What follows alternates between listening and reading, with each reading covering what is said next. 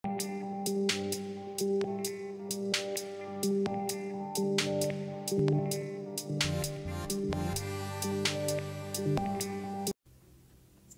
amigos, a continuación vamos a realizar una breve introducción a las funciones trigonométricas. El objetivo de esto es tratar de ir incorporando algunos conceptos que nos van a servir para trabajar a profundidad un poco más adelante. Lo primero que vamos a manejar es el hecho de que un ángulo, conocido como tal desde que estamos en secundaria, también se puede llevar a un plano cartesiano. En este caso vamos a tratar de dibujar un ángulo de 300 grados dentro de este plano cartesiano que tenemos dibujado aquí. Es importante tener en cuenta que las líneas están dibujadas de manera punteada para dar a entender que en realidad son imaginarias. Recordemos que un plano cartesiano realmente es un simple plano, no es algo especial que está ubicado en algún lugar específico, no, es simplemente una superficie plana. Entonces, las líneas punteadas del plano cartesiano son las que me dan puntos de referencia para poder trabajar. En este caso, para poder dibujar este ángulo de 300 grados, primero vamos a dibujar el lado de donde vamos a partir en el movimiento para lograr concluir dónde queda ese ángulo. Vamos a ver que el lado inicial de este ángulo se encuentra en esta sección del plano.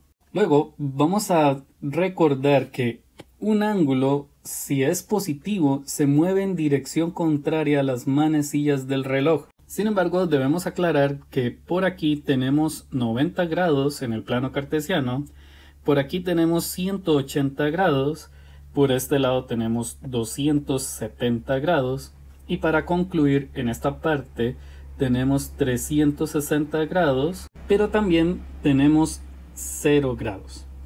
Vamos a entender cuándo tenemos 0 grados. Por ejemplo, en esta flecha anaranjada nosotros estamos en la posición de 0 grados. Sin embargo, si nos movemos en esta forma, pues la misma flecha anaranjada me va a servir para decir que estamos en la posición de 360 grados. Entonces, como todo en la vida, pues estamos ante una situación relativa. Pero sin embargo, nosotros queremos movernos alrededor de 300 grados en el plano cartesiano. Entonces, partimos de este lado, nos movemos 300 grados y me voy a detener aquí porque es importante entender que aquí no se trata de perfección a la hora de dibujar. En realidad lo que estamos observando es que 300 es algún valor que se encuentra entre 360 y 270 grados.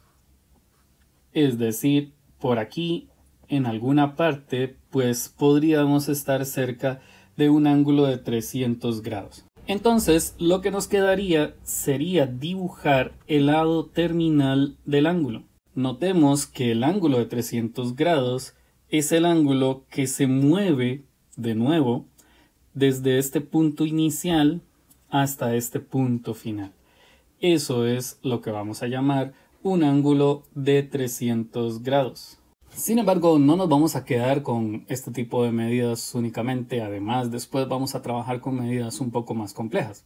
Para este caso, nos vamos a olvidar de lo que acabamos de hacer y vamos a realizar otro tipo de dibujo. Veamos que a continuación vamos a dibujar un ángulo de 225 grados negativos. Si la pregunta es cómo dibujamos un ángulo negativo, porque anteriormente hicimos un ángulo positivo, entonces vamos a recordarnos que un ángulo negativo se mueve en la misma dirección de las manecillas del reloj, si es que tienen un reloj de manecillas. En realidad vamos a ver que de nuevo vamos a tener el mismo lado de partida, el cual sería esta flecha anaranjada, y nos vamos a mover en la siguiente dirección. Pero antes de realizar la imagen de las direcciones, vamos a tratar de ir ubicando estos mismos ángulos, los cuales se llaman cuadrantales, en dirección contraria, es decir, como si fuesen negativos. De nuevo por aquí tenemos 0 grados, pero si nos vamos a mover en esta dirección, entonces en esta parte vamos a tener menos 90 grados. Si seguimos moviéndonos en esta dirección, Entonces en esta parte vamos a tener menos 180 grados. Igual, si continuamos moviéndonos hacia acá, por aquí vamos a tener menos 270 grados. Y si seguimos en esa misma dirección, pues en este punto final sería menos 360 grados. ¿Ven lo que sucede? Cuando hablamos de esta dirección, entonces estamos hablando de ángulos negativos. Ahora es muy importante apreciar cuál es la magnitud del ángulo que queremos dibujar. Veamos que el ángulo que queremos dibujar es un ángulo de menos 225 grados. Entonces vamos a tratar de recordar que el lado inicial va a ser esta flecha anaranjada, y como nos vamos a mover en 275 grados en dirección contraria a los ángulos positivos, entonces realmente nos vamos a mover hacia acá. Pero aquí llegamos a los 90, aquí llegamos a los 180 y nos vamos a detener por ahí. Vamos a ver por qué nos detuvimos ahí. Bueno, es que resulta que en esta sección estamos entre los 180 negativos y los 270 negativos. Esto quiere decir que el ángulo que nosotros estamos buscando realmente tiene que estar en medio de esos dos. No necesitamos precisión. En este punto es muy importante aclarar, la matemática es una forma de trabajar sin necesitar hacer dibujos ni apegarnos a la realidad de una forma muy precisa. En realidad es para trabajar de forma ideal sin tener que tener las dificultades de la vida cotidiana, esas dificultades que nos llevan a desperdiciar materiales a la hora de trabajar, esas dificultades que nos limitan con respecto al gasto que podemos hacer. En realidad es para que cuando logramos resolver todo en la matemática, nosotros ya podemos ir a la realidad sin tener que hacer desperdicios ni errores innecesarios.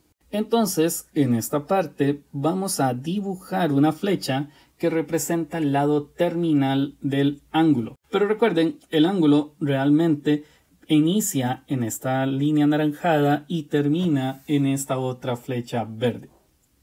Esto es realmente el ángulo de 225 grados. Sin embargo, no nos vamos a quedar ahí. ¿Qué sucede si tenemos un ángulo que vale muchísimo más de 360 grados? ¿Cómo podemos actuar ante esto? Esto es una pregunta que se puede resolver fácilmente haciendo una operación muy básica, la cual vamos a hacer a continuación. Entonces, a continuación tenemos que pensar en qué sucederá si queremos dibujar un ángulo de 630 grados. ¿Qué tiene de especial este ángulo? Bueno, es un ángulo que mide mucho más de 360 grados. Pensemos en a qué nos referimos con un ángulo así de grande. ¿Para qué dibujar un ángulo así de grande? Bueno, es que hay situaciones en las que, por ejemplo, si queremos realizar una espiral, entonces tenemos que pensar en más de 360 grados, porque eso hace referencia a la cantidad de vueltas que debe de realizar dicha espiral.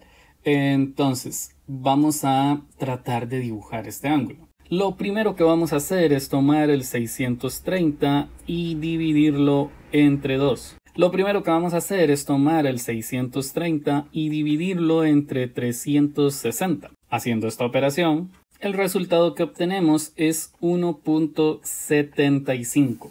La pregunta es, ¿qué quiere decir este número? Bueno, este número quiere decir que realmente este ángulo nos da una vuelta completa, pero luego continúa. Y la pregunta es, ¿cuánto continúa? ¿Hasta qué cuadrante continúa?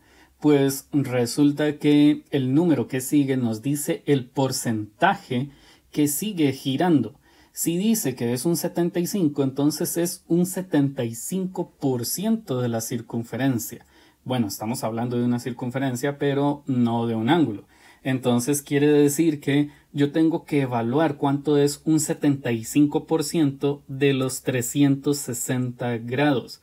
Y para esto también se puede hacer una operación muy simple, la cual sería 360 por 0.75. Cuando resolvemos esta operación, nos damos cuenta que el resultado es 270 grados. ¿Qué quiere decir esto? Quiere decir que este ángulo continúa girando hasta llegar a esta parte, al 270. Eso quiere decir que el lado terminal llegaría a este punto. Y de esta forma ya estamos dibujando un ángulo de 630 grados. Si la pregunta en este punto es ¿será necesario hacer el dibujo de esta espiral, etcétera, etcétera? Pues realmente es no la respuesta. ¿Por qué no hace falta dibujar la espiral? Porque la parte entera en esta división, en el resultado de esta división, me dice la cantidad de giros que da la espiral. Luego, la parte decimal nos va a decir el porcentaje que continúa girando, y esta es la parte importante porque así podemos ubicar en qué parte queda el ángulo original. Entonces podríamos asegurar en este caso que el ángulo de 360 grados tiene el lado terminal justamente sobre los 270 grados.